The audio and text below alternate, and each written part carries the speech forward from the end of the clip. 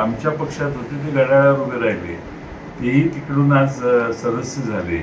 त्या सगळ्यांनीच याचा सगळ्याचा विचार केला पाहिजे की सातारा जिल्ह्यात लक्ष्मण तात्या असते किंवा बाळासाहेब देसाई असते तर हे चाललं असतं का.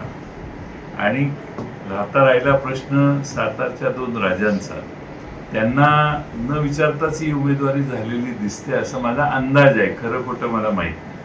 त्यामुळे त्या दोघांचा देखील स्वाभिमान दुखावला असेल असा माझा अंदाज आहे, माझा दावा नाही.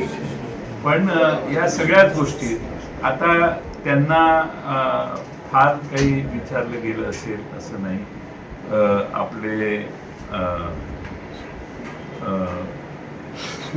शिवेंद्र बाबा त्यांचा उमेदवारासाठी काही आग्रह होता, त्या आग्रहाचा काही नोंदही घेतली गेली नाही.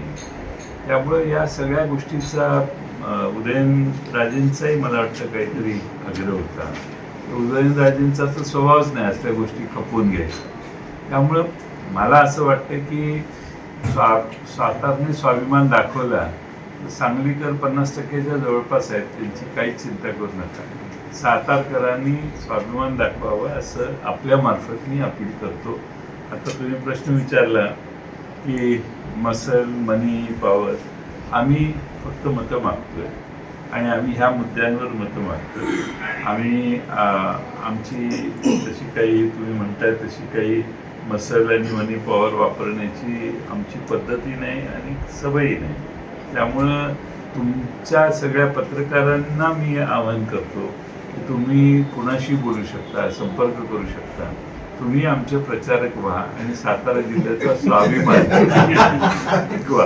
कारण का आम्ही ॲक्सेस 12-13 तारखेला हे ॲक्सेस किती दिवस करू शकतो आम्ही माहीत नाही. तुम्ही शेवटपर्यंत ॲक्सेस करू शकता. म्हणून तुमच्याबद्दल मला फार जास्त विश्वास आहे. आणि